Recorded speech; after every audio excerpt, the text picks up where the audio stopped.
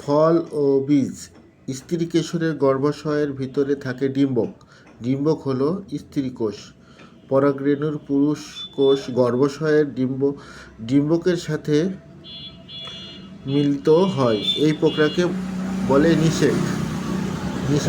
নিষেকের পর গর্ভাশয়টি ফলে এবং ডিম্বকটি বীজে পরিণত হয়। এখানে একটা চিত্র দেখা যাচ্ছে আম, ফল, বীজ এবং ভিতরের অংশে বহিত্বক, মধ্যত্বক, অন্তত্বক এবং পেরিকার্প। বীজ। ফলের বিভিন্ন অংশ। ফলের দুটি অংশ রয়েছে, যেমন পেরিকার্প ও বীজ। পেরিকার্পের তিনটি স্তর রয়েছে, যেমন বহিত্বক, মধ্যত্বক ও অন্তত্বক। বহিত্বক হলো ফলের খোসা। এটি ফলের ভিতরের অংশগুলোকে রক্ষা করে। মধ্যত্বক সাধারণত রসালো, এটি আমরা খাই, এতে ভিটামিন ও খনিজ লবণ থাকে।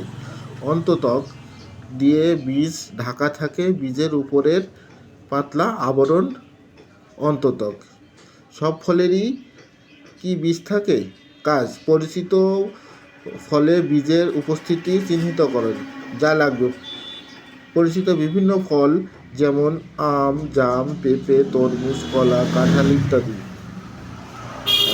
যা করতে লাগবে: পরিচিত কয়েক ধরনের ফল সংগ্রহ করে শিক্ষকের সহায়তায় ছুরি দিয়ে কাটি।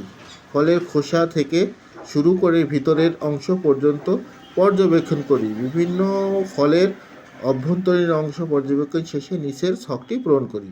ফলের নাম: আম। ফলের বীজের উপস্থিতি আছে কি না? আছে। বীজের সংখ্যা একটি, অল্প, অনেকগুলো? একটি। জাম আছে, একটি। পেঁপে আছে, অনেকগুলো। তরমুজ আছে, অনেকগুলো। বেশিরভাগ ফলে বীজ থাকে, কোনো ফলে একটি মাত্র বীজ থাকে, আবার কোনো ফলে একাধিক বীজ থাকে। ধন্যবাদ।